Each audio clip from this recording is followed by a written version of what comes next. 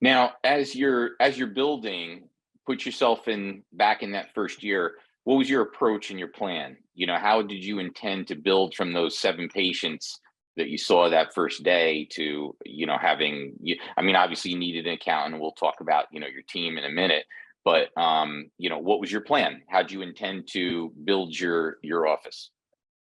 So as far as marketing efforts, I would talk to people any and everywhere I went. I also knew a few business owners being connected in the community. So I would do lunch and learns. I would go out and do spinal screenings anytime there was a health and wellness fair. I was there. I would set up faith-based health and wellness fairs or wellness competitions. And I think it was in my second year of practice that another doc, that's a good friend of mine, introduced me to Groupon. Groupon had just started running deals. They were about to open up the Austin market. And so in my second year of practice, I actually, at that point, I had two massage therapists and my my CA that was working with me. And so I ran a Groupon, and at that time, and I don't know if you're familiar with it, they had one deal of the day, only one. And I ran it for chiropractic massage. And so that deal was, a exam and, I think a 30-minute massage, or it may have been an hour massage, and an exam, and then a myovision spinal scan.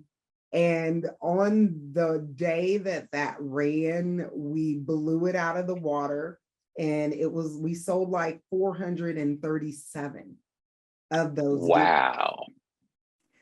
And so I immediately had to expand our office. Luckily, the company that was in the suite next to us was gone. So I had to get somebody to come in, put a door in, we painted, we added rooms, I hired some therapists, and I was the first chiropractor or massage therapist to ever run a deal for Groupon in Austin.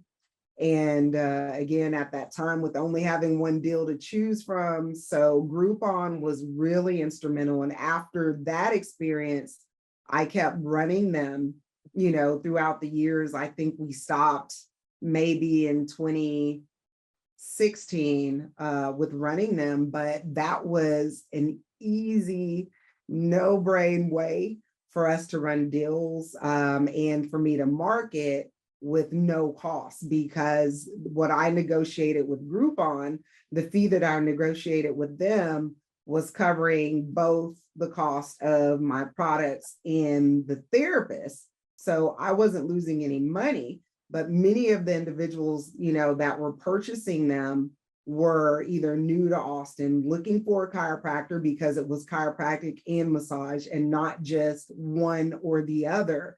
And so it kind of pre-screened them. And then we'd also do a further screening with those patients and ask, when they were scheduling their appointments, are you interested in chiropractic care?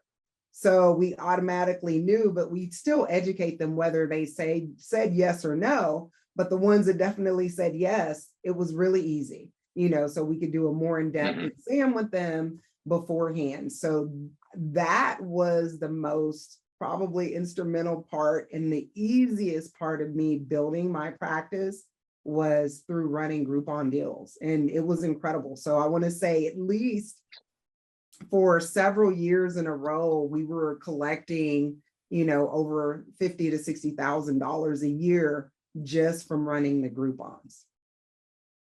That's outstanding. And that's just from what they were paying us, not from, the residual business that we were getting from those patients that did end up signing up for care. Excellent. Yeah, so that's just what Groupon paid you? That's just what they were paying us. Yeah, Yeah. And those people referred, and the other people, they came in and bought different services and products. So it was very much worth it. it was. In the Wow. beginning, it was really worth it for us. We did notice changes as it grew and they started running multiple deals, and then you started getting individuals that were, just wanting a inexpensive service. And so that's, when we discontinued them. But in the beginning, they were really instrumental in helping us build the practice. And I also Cool. reached out to other healthcare providers, and I've always shared what I did and the knowledge. I've never been afraid to educate other practitioners. Going to school in Dallas, quite a few of my friends were, med school students. And so we would study together and have those conversations. And I would explain to them what it is that we do and why we're so good. And, I'd study anatomy with them, and they'd always wonder, why do you need to know all that? And I'm like, well, they're just like, you need to know all this pharmacology. That's what we do. I'm working with the body. And so I wasn't afraid to speak to the allopathic community and ask for referrals. So a lot of my marketing efforts also came from referrals, even before my MD came on board with me in 2014. Yeah, that referrals are, I mean, they're key. But it sounds like you built a lot of really good relationships. Yes.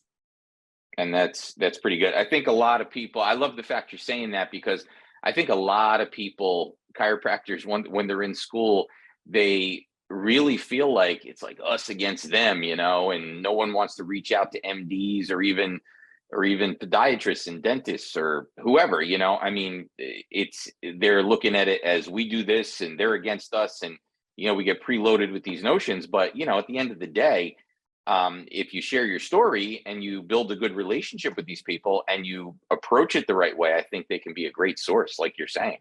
Mm-hmm.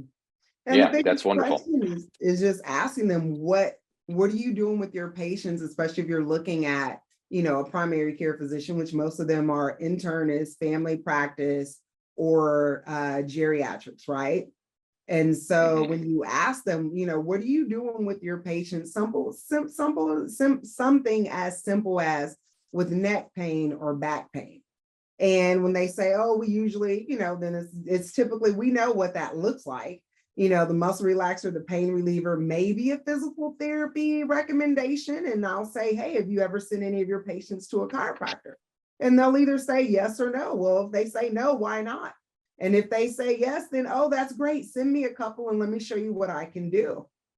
Or Awesome. if that patient, just asking them, who their primary is, because a lot of patients are going to seek out on their own and then not even think about including their primary care practitioner on letting them know what they're doing and sending a simple treatment plan, or a letter. Hey, this person, we're sharing this patient. I just wanted to let you know they came to see me. This is what happened. We would fax those over, and that would get, multiple referrals in a simple way without even, sometimes not even meeting that practitioner.